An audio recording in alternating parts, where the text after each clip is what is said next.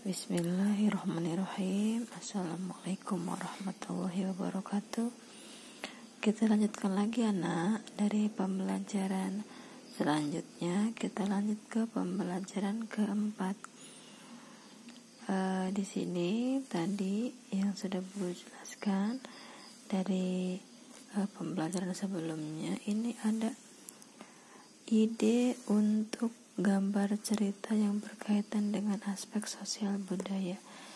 Ada keragaman sosial budaya, misalkan perbedaan ras asal. Ide gambarnya misalkan berbagai suku bangsa mengenakan pakaian adat masing-masing sambil mengikuti parade di balai kota. Ini boleh ya, terserah kalian mau menghayal gambar seperti apa, terserah, nggak apa-apa ya.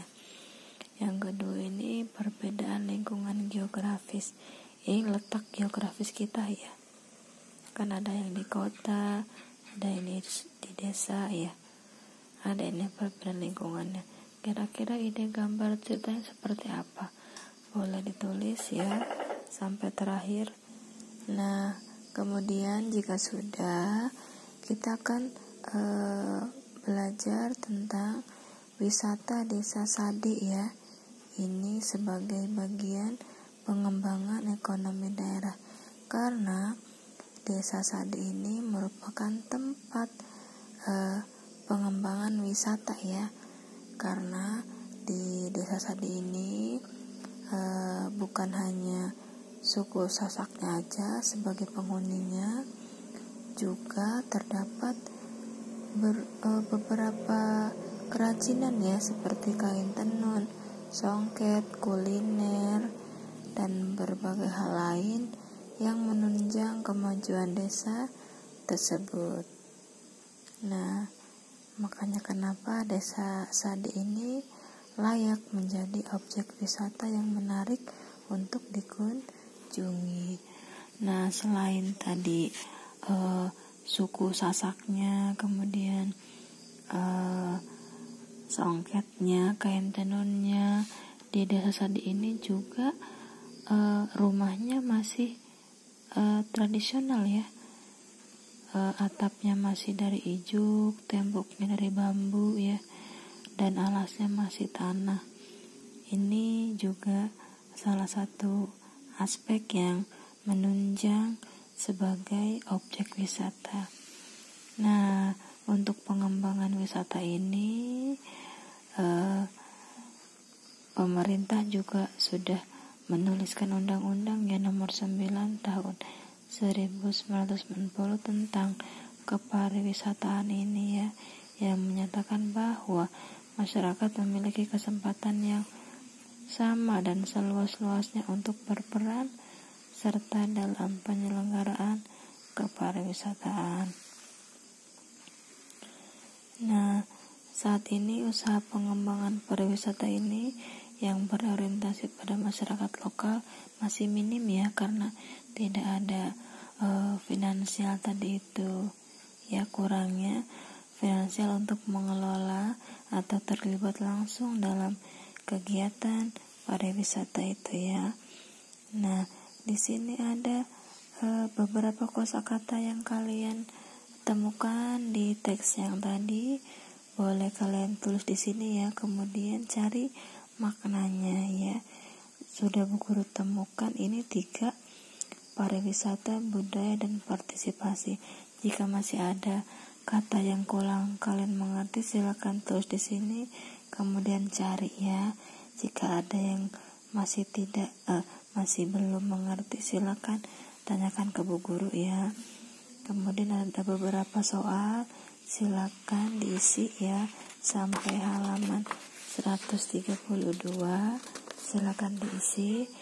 Nah, kemudian kita lanjut ke perbedaan lingkungan geografis ini dan kemampuan beradaptasi menjadi faktor yang paling banyak mempengaruhi beragamnya suku di Indonesia. Ya, dari tadi yang sudah Bu jelaskan tentang pariwisata juga ya, perbedaan ras tadi dari suku Sade tadi. Kemudian di sini Berdasarkan data jenis-jenis usaha di daerah tempat tinggalmu, diskusikanlah keuntungan yang diperoleh kedua pihak yang berinteraksi. Kedua pihak ini yaitu pelaku usaha dan pengguna hasil usahanya ya, produsen dan konsumen. Nah, misalkan ada salah satu contohnya, Bu Guru kasih contoh, misal aktivitas ekonomi, misalkan warung ya di dekat rumah kita. Jenis usahanya misalkan perorangan, boleh keuntungan bagi pelaku usaha ini yang menjual ini ya, warung ini ya, biasanya untuk mendapatkan laba ya atau keuntungan. Nah, keuntungan bagi pengguna atau hasil usaha ini atau kita sebagai konsumen itu adalah memenuhi kebutuhan kita. Nah, selain warung ini boleh kalian cari lagi aktivitas ekonominya apa, jenis usahanya apa, keuntungannya apa bagi kita sebagai penjual, dan keuntungan bagi si pembelinya apa ya, silakan dikerjakan. Kemudian lanjut ke halaman 133. Ini ada beberapa pertanyaan. Jika memungkinkan untuk dikerjakan, silakan dikerjakan ya. Kemudian kita lanjut ke halaman 134. Ini ada percakapan tentang Ibu dan Nano. Si Nano ini memberikan kwitansi hasil pembayaran air.